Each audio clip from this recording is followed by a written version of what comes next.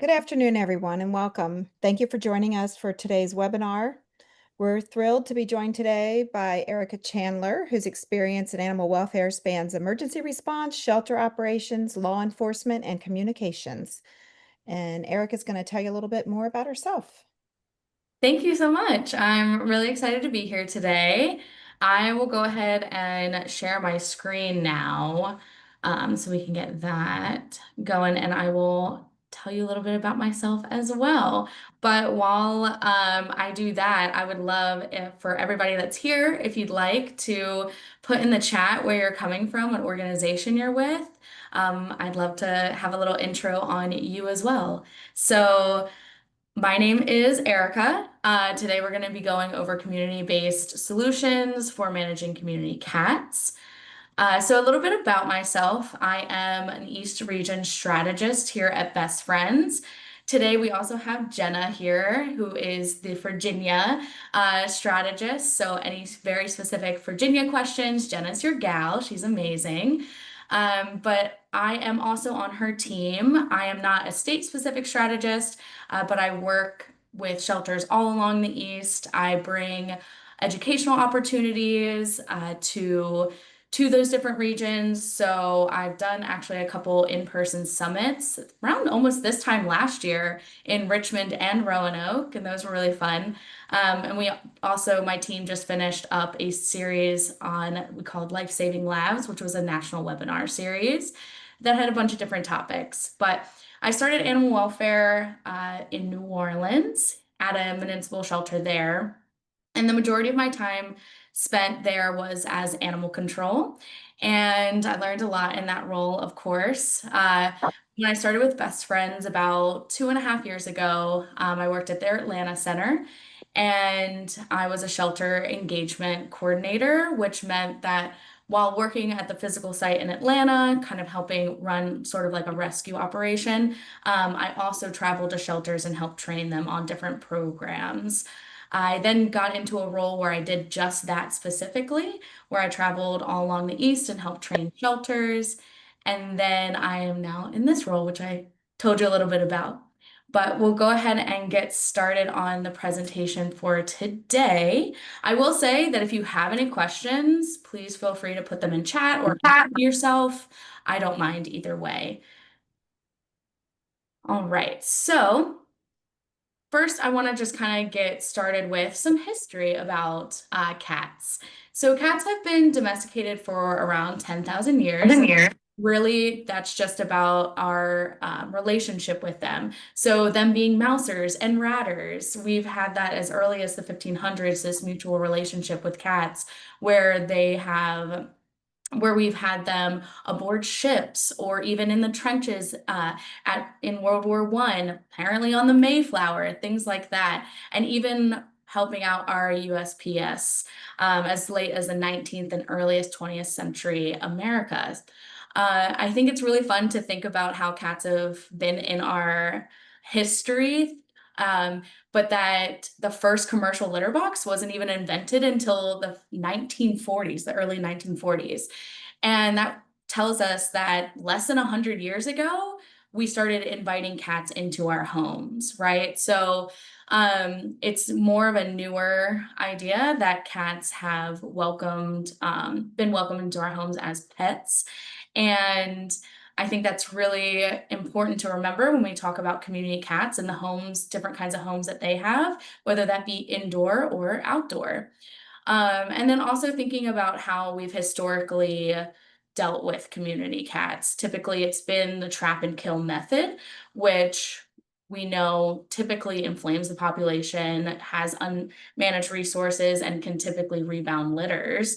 And I'll go more into why that is, which I'm sure you'll have a bit of an idea as why that happens.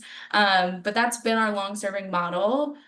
But we want to consider more of this community cat programming approach instead. So what does that mean now? Community cat programming. So you'll hear me say CCP or community cat programming.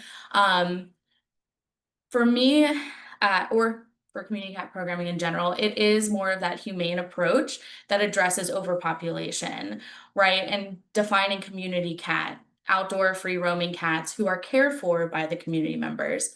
I highly encourage that if you don't have community cat already defined, whether on your website or through social media, you can utilize what resources like Best Friends Animal Society or Alley Cat Allies to offer a definition for your community to read and either write your own or take bits and parts from ones that you do like and make sure that your community has access to a definition for what community cat is. But CCP is also going to utilize things like TNVR, trap, neuter, vaccinate, and return. But it's also going to have humane deterrents that help us address like herd health, that overpopulation, and also help us mitigate nuisance behaviors of those cats. So those are all pillars essentially of CCP. CCP is our overall umbrella, right? And TNVR is just one of those pillars of it, though a very important one. And then also CCP is acknowledging that cats are accepted members of a community. And they're very much cared for by the people that take care of them, right? So we want to make sure that we're respecting that human animal bond when it comes to community cats in our area. Again, what is a community cat? You've probably used all of these words. I've used a lot of these words as well, but throughout this presentation, I will refer to outdoor cats as community cats. And this is just kind of a visual of all the different ways that we can describe those type of cats. But in this presentation, I'll refer to them as just community cats or outdoor cats sometimes. So typically CCPs have two basic tactics, right? So we have lots of acronyms in animal welfare. CCP is not much different, right? So we have for our outdoor cats that are impounded at shelters, those are our SNVR cats, right? So that's when we're actually sheltering the cats in our organization, then neutering or spaying, vaccinating, and returning them back to where we exactly found them. We also have RTF, return to field, but then for when we have in lieu of impoundment, we just do TNVR, right? So that's just going to be trapping them, neutering them, vaccinating them, returning them. TNVR, TNR, however you'd like to say it. So those are our two basic tactics. Now your organization could do either. And I know for Virginia, SNVR can be a little more difficult, but typically we're going to be looking at that TNVR aspect of CCP. And then here are those kind of pillars laid out a little bit more. So community cat programming being that umbrella, we have trap, neuter, vaccinate, return, which is an essential and crucial part of our community cat program, but then also nuisance mitigation. So we're going to receive a lot of complaints, whether that be in field, if you're an animal control officer, or if you are working at the shelter and answering those phone calls, if you're at the intake desk, things like that, you're mitigating a lot of those complaints, right? So that's a huge part of a community cat program where we're kind of working through those problems and solving them with the community. With that community, we're also engaging them in what we're doing. So if you have a community cat program, we're really making sure that we have engagement tactics there where we're inviting them to come into the shelter to learn more or seeing our information in lots of different avenues through social media or at local centers, community centers, things like that, so that we can get that kind of information out and really engage the community about what our program is. And then resource management. So that is also a really important part of community cat programming where we are responsibly educating the community and the caretakers of our community cats on how to manage their resources. So as you know, if you put a lot of food out, if you have a caretaker that puts a lot of food out, typically those litters are going to be bigger. It's going to attract more wildlife to that area, things like that. So teaching about responsible feeding, but also managing our resources as well. So that means offering like a trap rental program or offering humane deterrence to rent as well. Those are all things that we can also help manage. So why does community cat programming work? I'm sure a lot of you know this, but I'm kind of going over all of this just so that we can, one, get a refresher if necessary, but also so that when you are talking with your community about community cat programming, you have these like little nuggets of information, right, to kind of talk them through why we do community cat programming, why trap and removal does not work. And this is why. Removal, we've been doing that for more than a century, my gosh. But it hasn't resulted in any and resolving any of those issues, right? We still have overpopulation, and we still have complaints that we need to mitigate. So removal isn't working. What we do find though that community cat programming is working, trapping, neutering, vaccinating, returning them is helping us mitigate a lot of the times those complaints and helping us kind of manage those that overpopulation. And usually when we have been removing them in the past, new cats are replacing those, right? That's part of the vacuum effect, which I have a little graphic of that Alley Cat Allies. I'm sure you've seen it. If you haven't, definitely print it out, but I'll show you in just a moment. Um, is for those reasons, right? And then removal is just an inefficient use of our resources. Ultimately, it's not good for the long term. And it really is causing a distrust between us and our community. So, especially our lower income pet owners as well. You know, for those owners that may take care of community cats outdoors, and they don't have pets inside. When you go, and typically we're trapping in areas that are low resourced, and that causes a real, and when we're not returning those cats, that's causing a lot of distrust in that community. And typically they might not have resources to get to the shelter to reclaim their pet, right? So it just causes this overall negative view of what the animal shelter is, what it is that we do, and how we care for our pets in the community. Community cat programming is really going to help excel us into a better light for how we care for the animals in our community and really respect that human animal bond.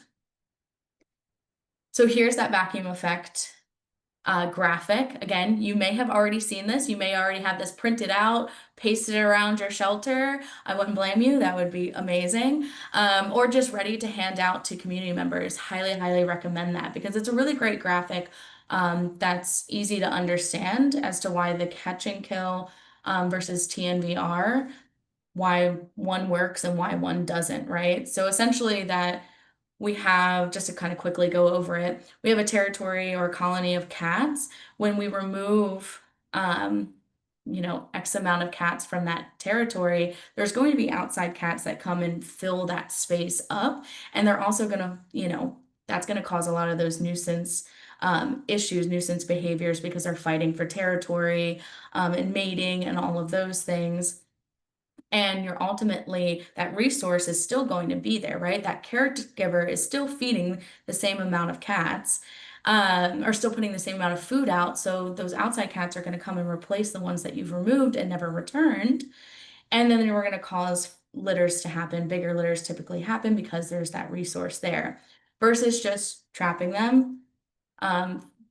Caring for them at the shelter, neutering them, vaccinating them, and then returning them right back to where they were found, where they can secure their territory. No outside cats are coming in, and we've now managed that population, and we know that they're not going to have another litter.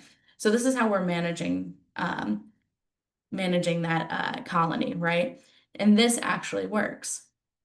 But there are some misconceptions about what CCPs do and what they don't do. And so, just to be very clear, CCPs, we return cats to the location in which they originate from. We're not taking cats in and then putting them back out into a random space where they're less likely to thrive, right? We want to make sure that when we are doing a community cat program, when we're specifically doing TNVR, that we're getting exact addresses, exact locations, down to maybe they love this specific trash bin specifically to hang out by, or a specific bush at this house that they like to hide under, making sure they're being returned to the exact address that they were picked up from so that they have the best chances of thriving once they've come to the shelter and received care. So we're not relocating any cats to new colonies that could cause issues. We're also vaccinating outdoor cats, but we're not, or I'm sorry, spay neuter and vaccinating cats, all outdoor cats, but it's not for all cats, right? So we're just doing it for those that are in our program when we're targeting our TNVR efforts to specific colonies in which we know that they need those resources. It's not for every single cat that's in the community. Um, and yeah, and but then we are also providing an exam by a vet and any basic medical, right? So we're not returning cats that have a poor prognosis. We're not returning cats that we don't think will thrive once they are returned. And if they do have some basic medical or more extensive medical that needs observation, we're aware of the caregivers in that area so that we can make them aware of what's going on. So if there's, if they have to amputate um, a limb or something, at least there's a caregiver that can watch them and make sure that they're going to be okay. But ultimately, the herd health is improving because we're getting them basic medical that they need. So who is really benefiting from this program? Spoiler alert, pretty much everybody, right? But specifically for the cats, we're reducing that breeding, which in turn reduces fighting. This is improving the overall herd health, and it's also increasing opportunities for life saving for those non-qualifying cats. So when we do just simply focus on TNVR, TNRing these cats, then we're leaving time and space and resources for the cats that actually do need our help because we're not turning away cats that need our care and our resources. We want to make sure that we have space for them. So if we're holding on to community cats that don't need to be in our shelter, that decreases the chances for other cats that are not qualified to go back outside. Um, so making sure that we have room for that. We have benefits for the shelter, of course, when we're reducing overcrowding and that shelter death, just like I talked about. But this also frees up resources for other programs as well. And overall, improved morale and mental health. We know that nobody wants to euthanize cats, feral community cats that are coming into your organization. And when you don't have to do that, it ultimately increases your morale. I work with a couple shelters in Virginia, and since one of my shelters, since implementing their community cat program, they haven't had to euthanize any feral cats, and their morale has skyrocketed. And they've also been able to take time to actually utilize resources and different programs, increase their foster program, increase their volunteer program, start daily rounds, things like that, simply because they don't have to utilize resources on euthanizing feral cats who can't be placed in a home. And so it's things like that that's huge benefits for shelters, as I'm sure you know. For the community, it's really respecting that human animal bond that I've mentioned a few times, where, a lot of the times in these low resource areas, we're causing a lot of distrust when we're removing cats from that area and not returning them. So we're showcasing when we started community cat program that we do respect that human animal bond between families and their outdoor cats when we return them, and this is going to reduce those neighbor disagreements when we start to do nuisance mitigation, and really become more involved in our community that way. And then also we're improving odds of lost cats returning home, as I'm sure we also know that most cats stay within a certain radius anyway, so they know where their home is, and when we return them to the exact spot that we found them, most likely they're just gonna go home. They're gonna, wherever home is for them, they're gonna head back to that area, right? And they'll be reunited with their people, or maybe they don't like other people, but they're gonna be happy where they are. But if someone is missing their pet and they don't have them microchipped, returning that cat right back to where they're found increases their odds of returning home, because as we know, when they're in the shelter, it's like a 2 to 3% chance that they're going to be returned to their family. Cats just have a very low return to owner rate, right? So I also wanted to go through kind of what everyone else thinks. This is also something you can utilize when you talk to your community about how different organizations feel. So we have the American Bar Association who talks about cats as considered personal property and how a lot of issues tend to arise when we attempt to define cats as feral when we're talking about managing them or controlling them. Um, and so this is important because, it gets a little sticky, I guess, when you have um, like personal property issues when it comes to cats, right? Or pets in general. But specifically when we're removing community cats, that could be somebody's property, someone's owned pet that we are picking up and not returning. And so the American Bar Association has a stance on that, as well as you may have already recognized NACA's contribution to this as well, where they talk about, which I also really like that they talk about regardless of temperament, but not picking up free roaming cats and just doing TNR or SNR, because ultimately that's going to be the goal of the community and that animal management. Um, and that's really what we want to see, and that's what NACA also supports. So that's a large organization and American Bar as well as Best Friends. We also have a statement about community cat programming that you can utilize when you talk to your community about why you do the program that you do and you don't do trap and remove, right? And just because it's cute, there's a few stories on here. I won't go through each of them, but there are a lot of wonderful stories about TNR efforts and community cat programs that have started and the success of them. And really, what I want to showcase about all of these is that they come from different areas, right? We have a story in Florida, we have one in Texas, we have Delaware, we have Kentucky. Community cat programming is happening all over the United States. Uh, de- and it does not matter what type of community, what type of landscape, all those things, cats survive in all of these different landscapes. And therefore, it's important that we have community cat programs there, that we're looking for the most humane way to care for them. And it's nice to see success stories from all over.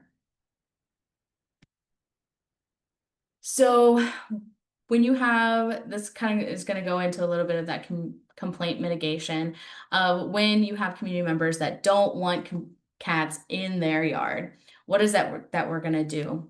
Well, we have a few ways that we can manage nuisance behaviors. Ultimately, we're going to start with determining the issue. So this can a lot of the times be those site evaluations, right? Where we're looking at how is this cat accessing the property? What exact damage is this cat even causing? And what's also attracting this cat to the property? Um, do we know if there is a caregiver nearby or if they're maybe an accidental caregiver who doesn't realize that they're attracting cats to that area?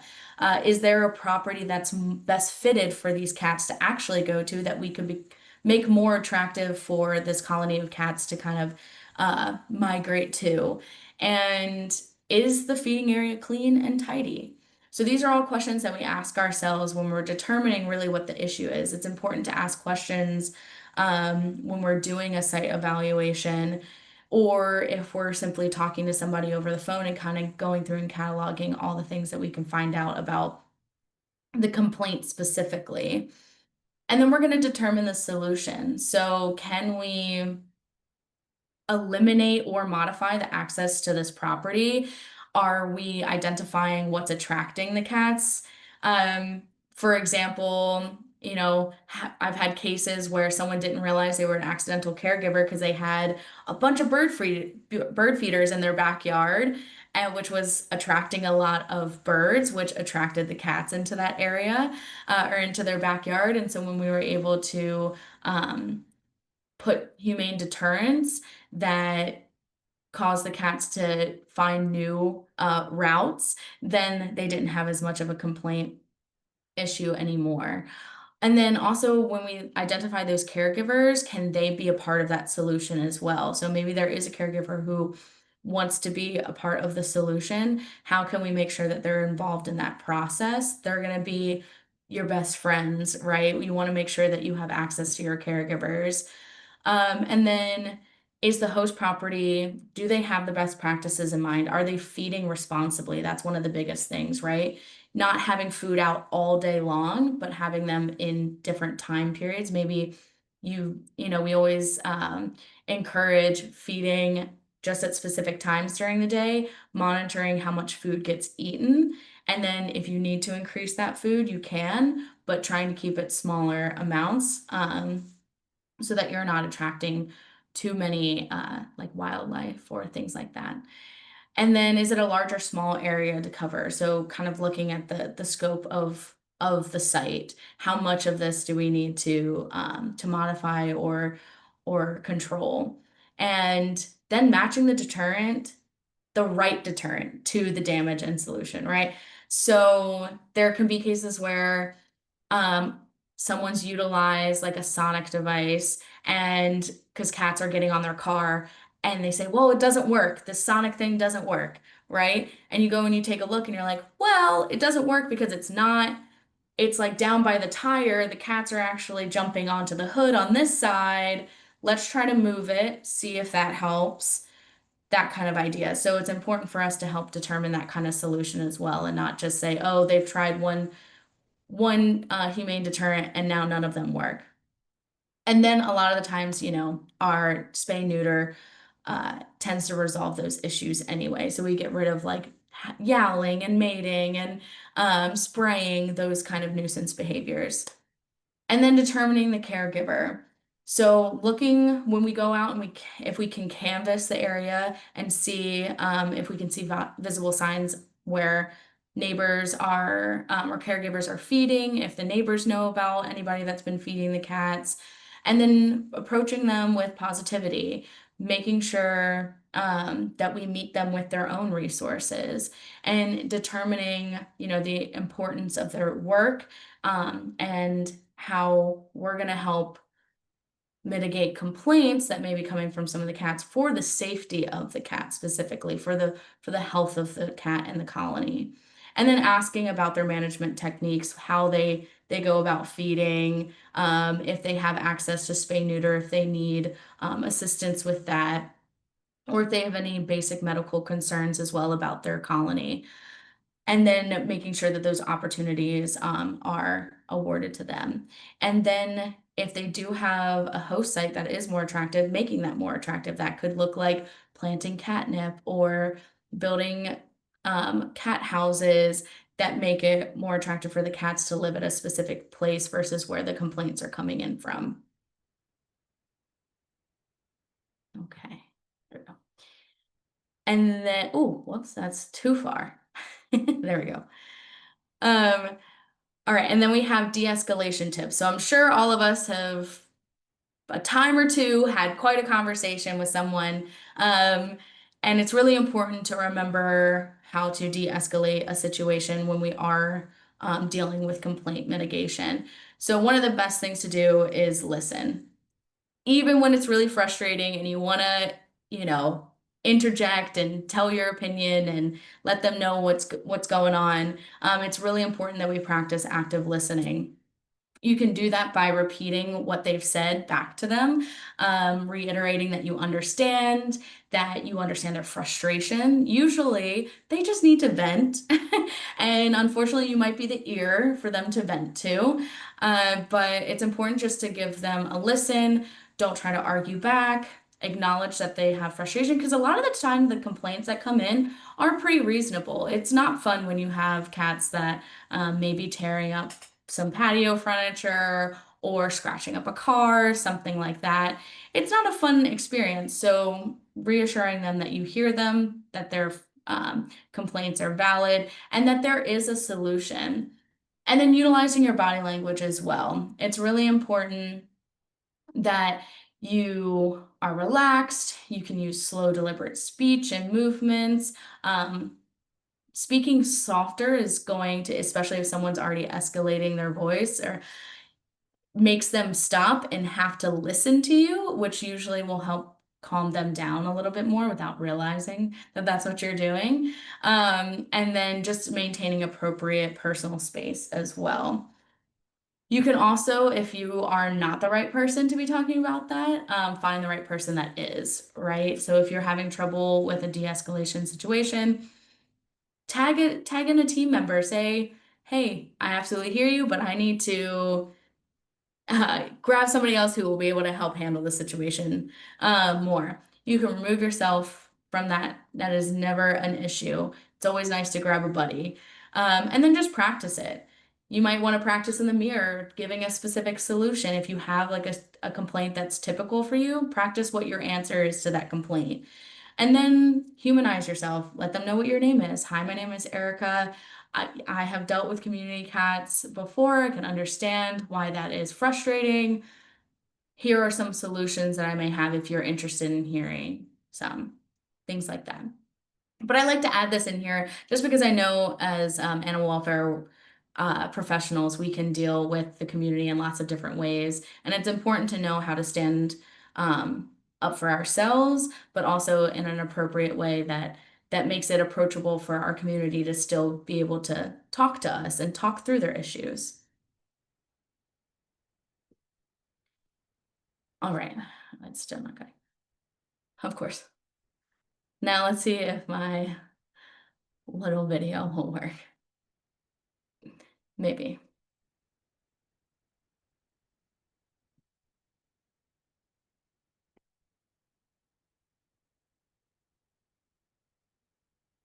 Okay. Maybe. Okay. I don't know if my little video will work, but I do have it's all about deterrence. It's a fun video I like to show where there's a lot of really creative ways that we can utilize humane deterrence. I'll have a link to that. I have a QR code at the end of the presentation that's going to include so many resources. You're going to love it. But it'll include that video as well. But it talks about really creative ways to utilize inexpensive humane deterrents that you may not have thought about before, which could include, a lot of people have issues with cats digging up their garden. Putting putting water bottles in your garden, something that's reflective, or CDs. Remember those things? Putting CDs in your garden, again, water bottles, anything that's reflective will deter cats from wanting to dig in your garden. Something on here on this screen that you see, that upside down like office mat. You can put that on patio furniture to prevent cats from walking on it. I'm sure a lot of you recognize these deterrents.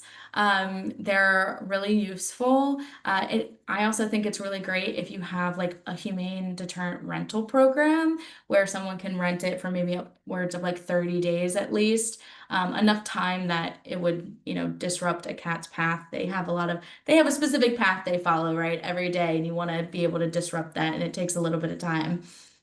But being able to rent this kind of stuff out, because you talk to the community members about, hey, just utilize humane deterrence. They say, I don't want to spend money on that. Well, here, you can rent it from us, utilize it for X amount of days, return it, and hopefully that cat's path will already be disturbed by that point. Um, or you might have deterrents that you can just give out as well. And again, that link to that video, I'll make sure that you have, because it has really fun, um, like what am I thinking? Not very expensive products for humane deterrence. And then I also wanted to include a little bit about minimizing conflicts with wildlife. So there's, we tend to hear a lot of complaints about, well, what about the wildlife when we're returning community cats? There are definitely some things that you can do to help with wildlife. A lot of that is installing secure feeding stations. So things that are high off the ground that cats can't access, but that have dual exits, smooth posts, so that cats can't really climb up that. We're thinking about birds in this, and baffles to reduce climbing as well. These are all different ways that we can help wildlife when when we're considering those. And then how can our community get involved? So, here are some key talking points when we want to get support from the community. Ultimately, CCPs are addressing complainants' concerns. We're trying to eliminate those nuisance behaviors. Um, and so, providing information on humane deterrence, about the community cat programming, where they can get access to TNR, resources, things like that, is really a great way to start that conversation with the community. That can be in handout version, maybe if you're going around and canvassing an area, making sure you have that type of information handy. And that talking about CCPs are the only way to humanely and sustainably lessen the cat population over time. Um, Another key talking point is that this is saving taxpayer money by keeping cats out of municipal shelters, right? We're spending less resources on housing them in our shelter, and instead focusing our resources on simply TNRing them and returning them back to the communities that we got them from. And then it's ultimately improving that herd health of those outdoor cats through sterilization and vaccination, and that CCPs are proven standard for communities. This is, again, like we talked about with NACA, even NACA approves of TNVR and CCP, that this is a proven standard. Best Friends also supports this as a program. And then when we're talking to policymakers, here are some other key talking points that you can make sure to bring up. Talking about catch and remove not being effective means of population management, utilizing that vacuum effect uh, infographic. That's a really great way to kind of visualize why catch and remove is not effective, and then why these programs are benefiting the community as a whole. So we're resolving complaints, we're offering resources, and showcasing best practices for our caregivers as well. And talking about how healthy community cats that are impounded are taking away a lot of resources for the cats that actually need our help, like our owner surrendered or sick and injured cats. We want our resources to go towards the cats that really need us and need a space in the shelter versus our healthy community cats who do not need us, who, we can recognize that they're at a healthy weight, that um, they don't have any severe medical issues, that they are being taken care of in their community, and they just need to return back there because spending time in the shelter means they are more at risk of contracting diseases, becoming stressed, which will cause, URIs, things like that. So we want to make sure our resources aren't used towards that. And then ultimately, those community cats are being returned with vaccines. They're already spayed and neutered. Um, and that is addressing a lot of those public health concerns as well. So something important to mention to policymakers. And overall, this is offering more cost savings than that catch and remove method. And data. I could not do this presentation without at least talking about some data. Best Friends loves their data. So making sure that you are collecting your data appropriately around your community cat program. Specifically, if you're going to be talking to elected officials or policymakers, um, when you want to talk about increasing your community cat programming efforts, it's really important that we're collecting our data appropriately. And if you need help going through your data or finding the best way to collect your data. Again, Jenna is your Virginia State Strategist, and she is more than happy to help you kind of work through what it looks like to appropriately collect that data and organize it and how you can look at it. We have the Shelter Pet Data Alliance here at Best Friends. That you can sign up for and submit your data to, and it'll help organize as well. So, definitely making sure that you're taking your community cat program and collecting data from it, because that's going to ultimately give you evidence-based advocacy to create those policy, and then being able to identify policies that do need revisions and be able to develop those recommendations for changes Amen. within your program. And data ultimately is going to help tell your story. It's a really tangible way of showcasing the scale of the community cat issue that you may have and what the effectiveness or maybe the ineffectiveness that you've been seeing of potential solutions for life saving in the future. So, some more ways for your community to get involved. There are lots of different ways for them to get involved. Trapping is a great way, offering transport. So, that could look like volunteers who are able to transport the community cats to a local low cost vet. Or to the return sites, being able to transport them back and return them. Doing nuisance mitigation, that can be a part of. Maybe they donate humane deterrents. Maybe they make cat shelters, things like that. Simply volunteering at the shelter is a great way to get involved, of course. Fostering those kittens. We always need kitten fosters. And surgery sponsorship. So making sure that you're asking for fundraising or doing fundraising and asking for specific things like that. And spreading the word about community cat programming. I want to pose like how can a community member find information about your community cat program?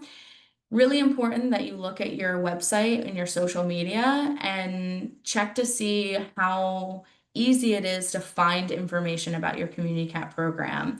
Community members cannot get involved if they can't find it online, right? In this day and age, it's just really important that we're putting that kind of information out there again on our website or on social media for our community to see because it's just an easier way for them to interact with us. But of course, having printed resources at your shelter is important as well. But just as a thought, check out your website, see what it looks like, see how easy it is. Do that with all of your the whole website, right? Check how easy it is to look at adoptables or to learn about your other programs like foster and volunteer programs. But of course, I'm going to mention right now about your community cat program.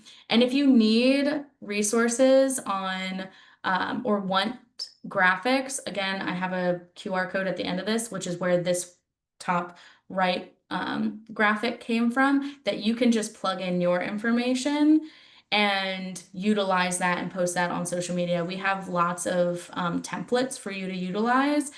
Don't reinvent the wheel. Use our things, our templates. Or if you want to look at make your own special one, reach out to Jenna. We have people on our team that can help create those kind of things if you need some inspiration. We're always down to help with that kind of stuff. Here are some examples. On the left, I actually have Pulaski County's little table that they did a couple weeks ago where they just were at one of their local farmers markets, or it was like a fall festival market, which is obviously super popular right now. Take advantage of being able to grab a table spot at those events and having printouts about what community cat programming is, how they can get involved. Maybe have some traps there that community members can rent out from you at that moment to really jumpstart that engagement. This is really important to be front facing in communities, even if this was not an adoption event, they did not bring pets, they simply came and showcased information about their programs and offered resources. Make sure you're looking for opportunities like that. And then on the right, I have Campbell County in Tennessee. They're hosting an event on building cat houses. And they're asking for donations. So there's different ways for the community to get involved, right? They can either just donate items. You could put up an Amazon wish list and people could just send you those kind of donations. And then they're hosting actual times for the community to come into the shelter and build those houses. And that's a great way to get involved, right? And this is a great project. Any type of project like this, you can bring that to your local schools, or bring the schools to you, and they can do a program like this where they build something for community cats, or build these houses for community cats, or even your local like senior centers, things like that. Great. Having activities like this is a great way to engage your community in the programs that you have. And then thinking about your resources. So these are just a couple examples of like how organizations have talked about trap rentals, which I think is a great one. Same with humane deterrent rentals as well.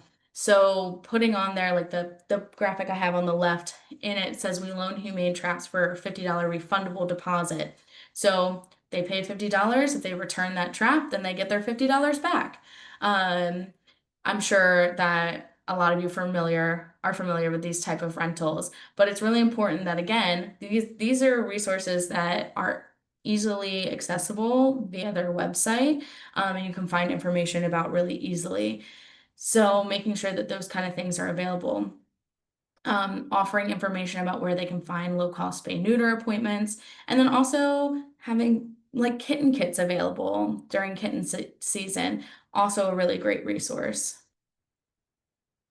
Okay. And then I'm going to leave this up here for a moment, but you can scan this. This is to our CCP resource Trello board. If you need a link, I can also send that to Diana, and she can get that out to you. But this is for our Trello board. Trello is really easy to use and share. All you have to do is copy and paste the URL at the top, and you can share that with anybody. And this specific CCP resource Trello board has so many amazing things, from templates like we talked about with the social media events and information, but also things like our CCP handbook and more videos and other Trello boards that you can utilize for information about kittens, things like that. So I highly recommend taking a look at this, because it has so many great resources. And I also just threw this one up here as well for our community cat program handbook, to take a look at this too, which has a lot of great information as well. So I'll leave that up for a moment. But otherwise, that is my presentation. If anyone has any questions, I am,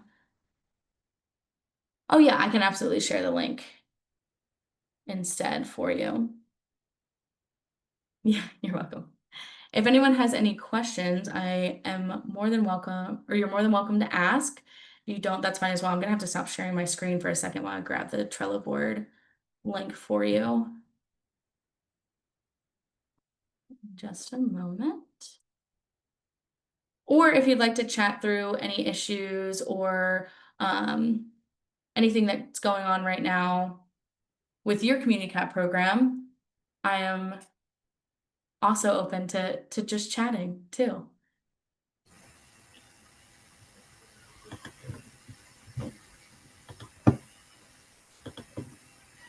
Hi there. This is I'll go. Oh, no, go ahead, Stephanie. Go ahead. Hi. I don't know if you can see me. I can't see what I look like, I but do. sorry. I can see you. I'm, sorry. There's a catastrophe outside my door. Yeah. Go ahead. Go ahead. Let me come. Never a dull moment in animal welfare. If anyone has any questions, though, would love to answer. Or if you have anything to chat about when it comes to community cat programming, or maybe getting your community more engaged, or sharing some of your successes, if anyone has some tips and tricks they'd like to share that's worked out for them, I'm so welcome to that. But otherwise,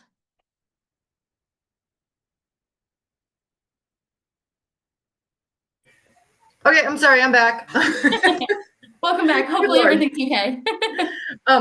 So we have I'm from a small community in Southwest Virginia, and our community is great, and they have really adopted TNR. So they're for it. They're down with it. Animal control, the shelter. The problem is we're a pretty small group, and we have a waiting list for TNR of think we're up to 80 colonies now. So we're Wow. very overwhelmed, and maybe I will call Jenna later, but I was looking for ways to kind of streamline our program or simplify it so that we're not doing so much oversight management. We try to offer monthly clinics. We have appointments with our local vets. We will pay 100% for TNR. Yeah. And, people are doing it. We had we're just overwhelmed, fostering. We have no place to send the cats, the kittens, and when we get kittens. So maybe like ways of rethinking ways of just renting the traps, putting kind of the onus back on the caretakers. And, we have a lot of elderly people here. It's a rural Southwest Virginia community. Mhm. A lot of people can't physically trap. They don't have transportation. So I don't know. We are drowning. maybe this Yeah, is a bigger conversation that we can have here. These are all great points, but in our community is wonderful. They're really, fully behind TNR, almost exclusively. There are some complainers, of course. but Yeah. just kind of ways to make it more efficient for us. We'll pay, we'll raise money, but we just need more kind of help. Yeah, You want to absolutely. talk about any of that stuff now, or Yeah, I mean, yeah, what I would say is that this definitely would be more of a bigger conversation where we could go through and kind of take a look at what your program is offering now and seeing where we can kind of streamline some of these things. okay. You looking at your local resources, if we have ways to promote for more fosters, more volunteers that can kind of help do the trapping, do the fostering for kittens and things like that. But yeah, I think tends to be an issue for a lot of rural communities. So you're definitely not alone in that. So we've definitely worked with communities like that. And Jenna is your state strategist, and obviously you know her. But we can certainly, yeah, there we go. I Perfect. already wrote her email Yeah, address down. I okay. got you. Good, All right, good. I'll reach out later. Thank you very Yeah, much. no, But absolutely. But we're that's kind such of a past great the point. initial hurdle. We've got Yeah, buy-in, yeah. but That's amazing. stop.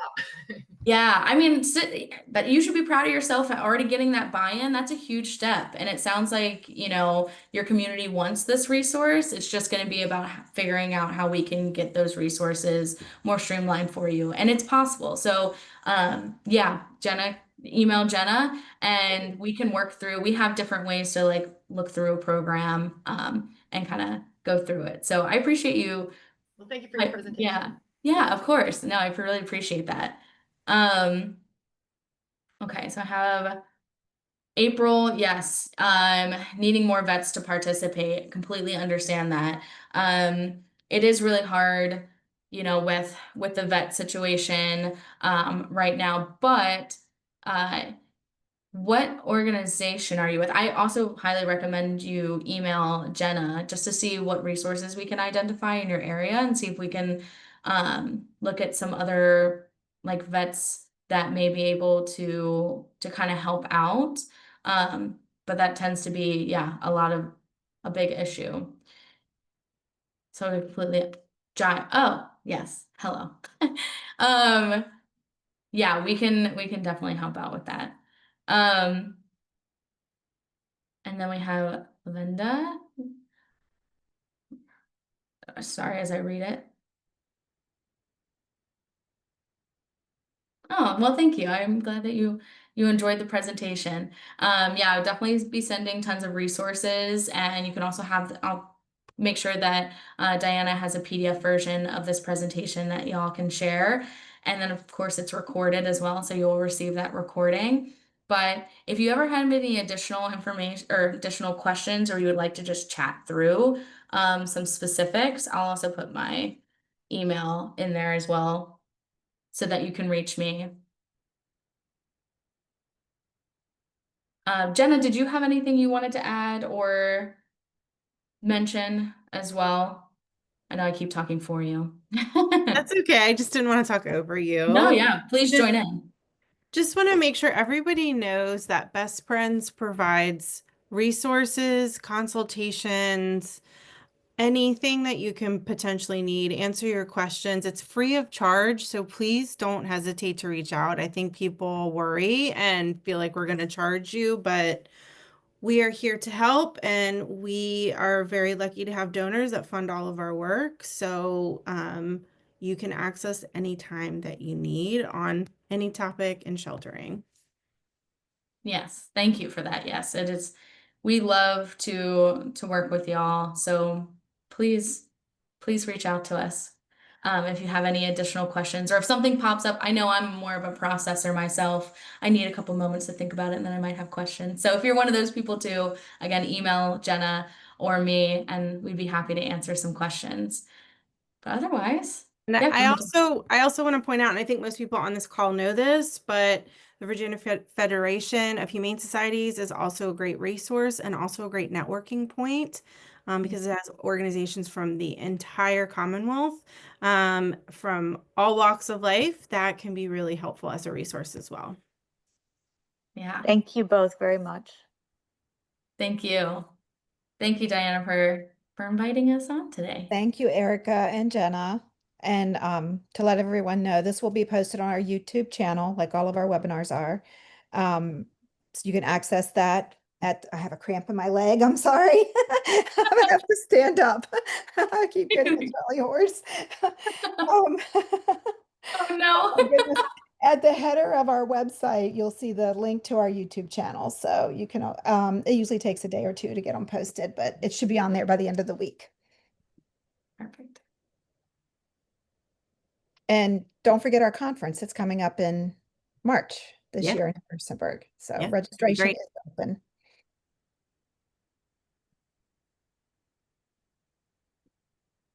Anybody have anything else?